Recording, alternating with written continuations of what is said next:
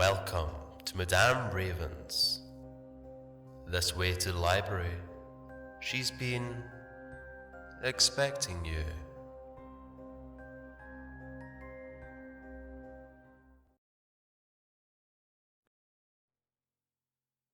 The Crawling Chaos by Wispy Walrus. The figure grew in stature until he towered over Michael. Every inch of his face was shrouded with shadows that seemed to possess a mind of their own.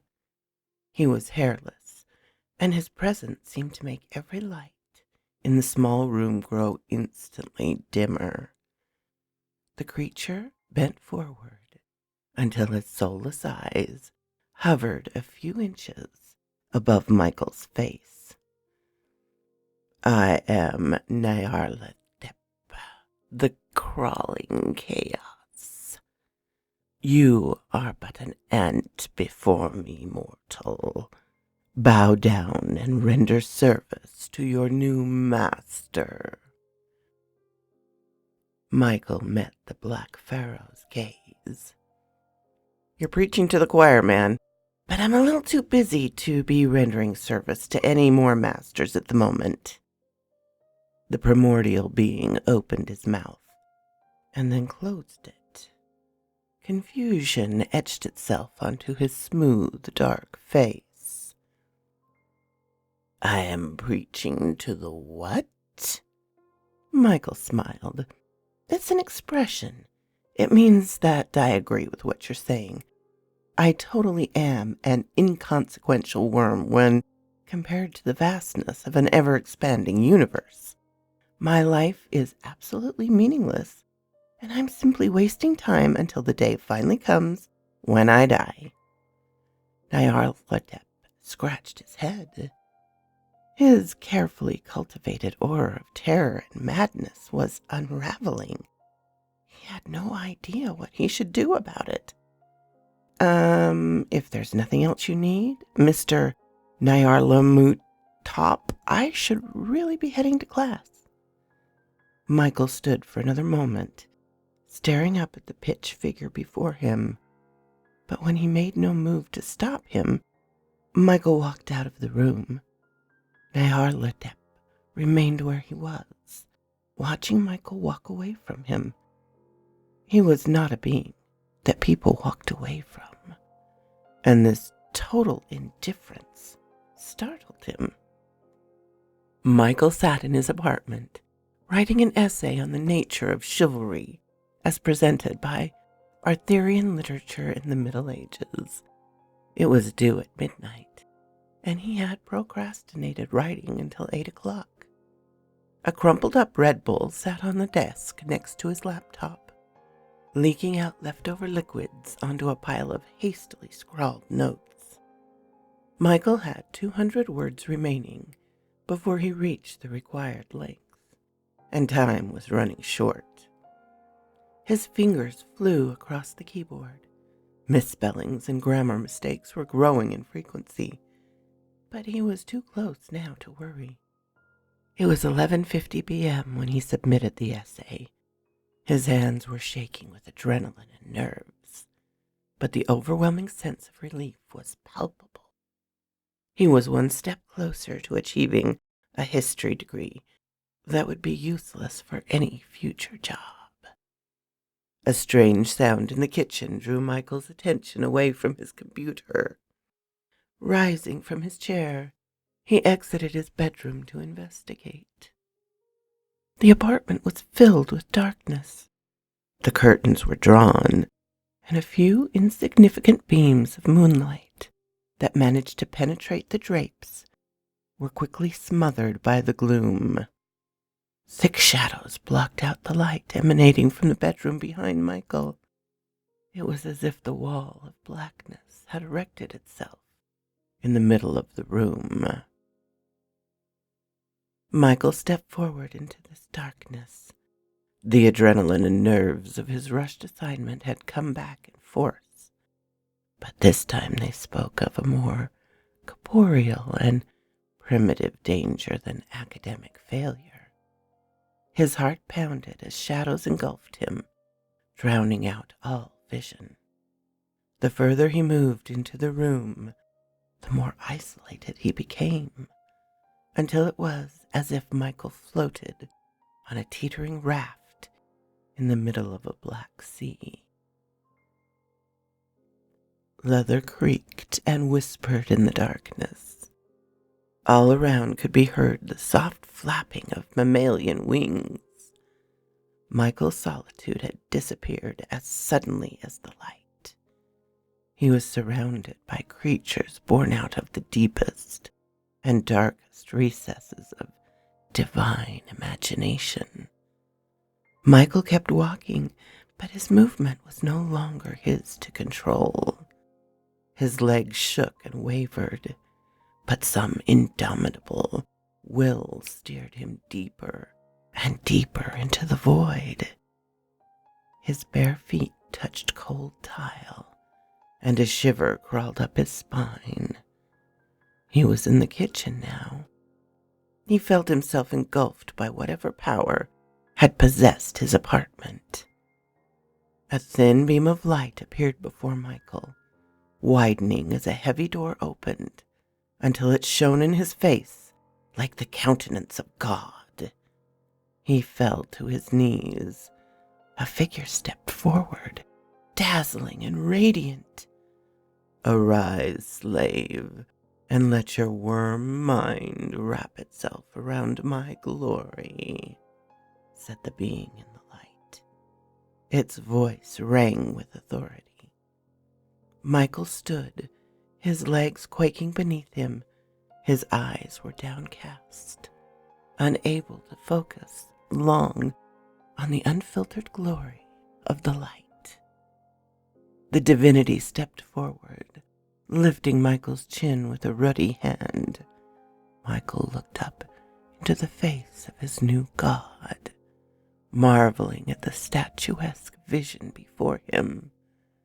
The face was almost featureless, holding nothing but thin eyes and lips. The skin was smooth and ebony, ageless and firm. Nyarlathotep smiled down at Michael, a mortal quivering beneath his gaze. This was the reaction he expected and relished. He could feel the tendrils of insanity crawling into Michael's mind, infecting him with the eldritch horror of unlimited cosmos. In a few moments, the writhing human would surrender the entirety of his being to Nyarlathotep, and then this game would be finished. The black pharaoh gloated, savoring every second that drew him closer to completion. Time drew on, turning seconds into minutes. The dominance of Michael's mind was proceeding, but progress had slowed to a crawl. He still writhed and cowered beneath Nyarlathotep's gaze, but the light in his eyes seemed to shine brighter with every moment that passed. The suffocating blackness of the room was receding, and distant sounds could be heard from the street.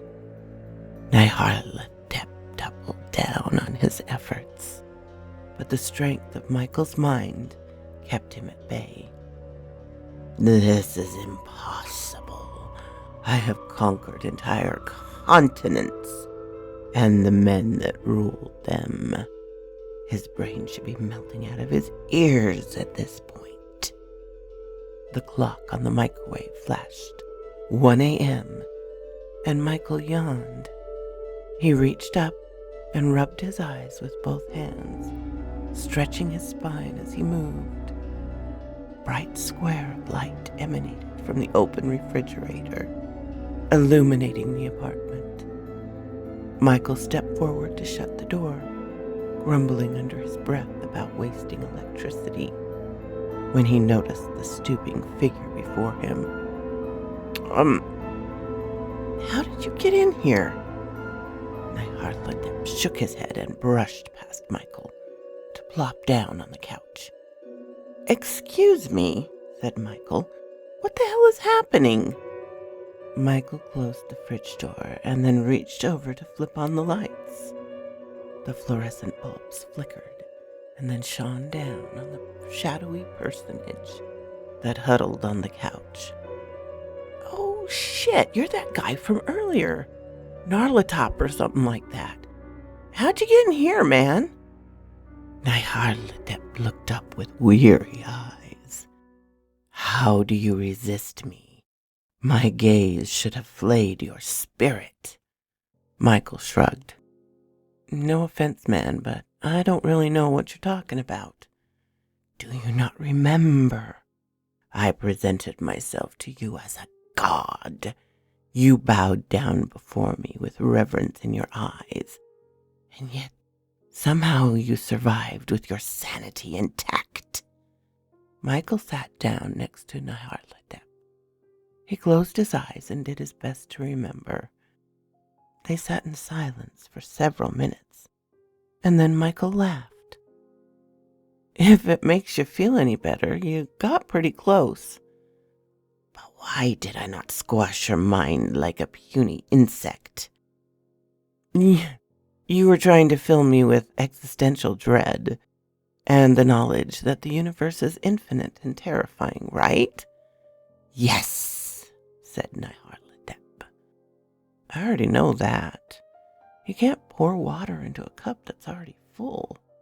My entire generation has been corrupted by the shit show that is our modern existence. So we really aren't scared of stuff like that anymore. I don't have time to think about cryptic alien gods when I'm too busy drowning in student debt." Nyarlathotep scratched his chin and nodded. "So you are saying that humanity has already frightened its children and filled them with existential horror?" "Exactly, man. The world is effing scary right now, and us kids are effing broke because of it. You want to scare anyone? Go bother our grandparents." Nyarlathotep rose up from the couch. He held his hand out to Michael, who immediately returned the gesture and shook. "I appreciate your aid, young Michael." "Anytime, man. Feel free to come back. That hallucination stuff was pretty gnarly. It was way more vivid than shrooms." The two said their farewells, and Nyarlathotep stepped towards the window. He transformed into a bat with black leather wings and talons the size of butcher knives, and then he flew out the window into the night. Michael watched him disappear and then turned and made his way to the fridge. Grabbing a pudding cup and a Dr. Pepper, he returned to his bedroom. Careful not to spill his snacks, he climbed into bed and turned on the TV. The third season of Stranger Things had just been added to Netflix, and he'd been looking forward to watching it all day. So quoth this raven. Well, I don't know if you would consider this Lovecraft or cheating, but I found it a charming story, and I appreciate y'all for coming and visiting me. And a special thanks to my Patreon supporters, Charlotte Emerson, Ermin Case, Darren and Jennifer, and Laura. If you like this, please hit the little button to let me know. If you didn't, hit the little button to let me know. Leave a comment. I'm always glad to talk with you, my darlings. I'm open to suggestions and criticisms, critiques. If you have not subscribed, please do so and ring the little bell so you know when to come up and see me. And I will talk to you next time, my darlings. Farewell.